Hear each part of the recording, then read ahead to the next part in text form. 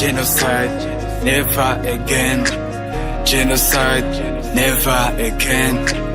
Genocide, never again, again.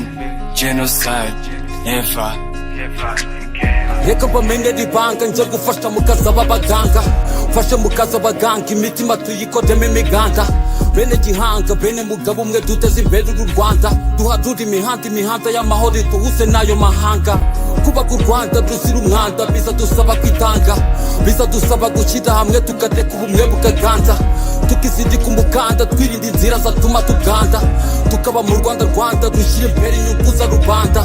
Dushyire hamwe tugende tudasigana kuko ntacyo twirukansa, uko dutatana ni kumwe nzabona icyuha gahita dusanza. Ururimi rw'ikinyarwanda rushyirwa imbere kurusha ibifaransa, twongere ducumbikire umuco dutereka amata mu buganza.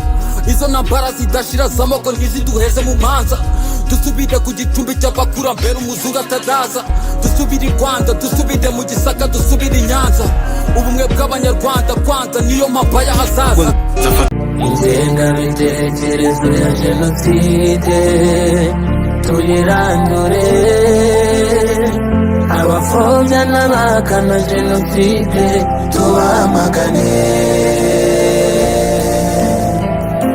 Iyo muhakana biratubabaza, iyo mupfobya biradushavuza.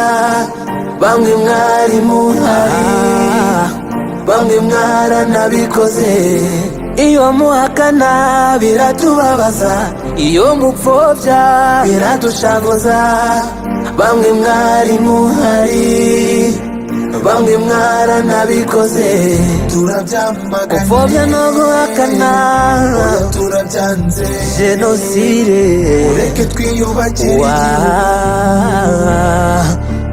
never again,